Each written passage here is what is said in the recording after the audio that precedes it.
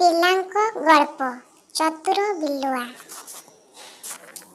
ଗୋଟିଏ କାଉ ଗୋଟିଏ ଗଛ ଡାଳରେ ବସିଥିଲା।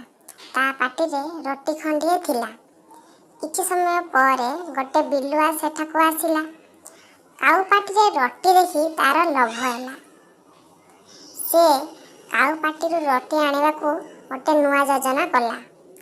ସେ କାଉକୁ ଶୁଭ ଦିନର କାମନା କଲା।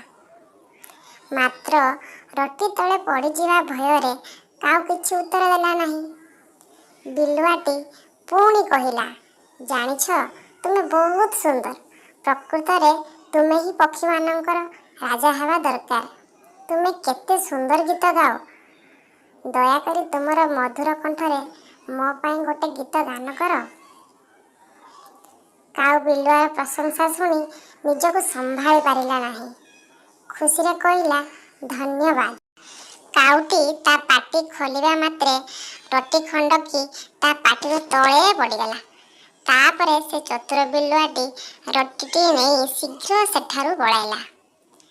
ଏଥିରେ ଶିକ୍ଷା ହେଉଛି, କିଛି ଲୋକ ନିଜର ଫାଇଦା ପାଇଁ ଉପରେ ମିଠା କଥା କୁହନ୍ତି।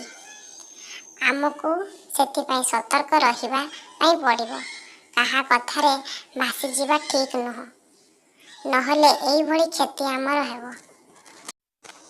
ଏମିତି ନୂଆ ନୂଆ ଗପ ଶୁଣିବା ପାଇଁ ଭିଡ଼ିଓକୁ ସବସ୍କ୍ରାଇବ୍ ଏବଂ ଲାଇକ୍ କରନ୍ତୁ। ଧନ୍ୟବାଦ।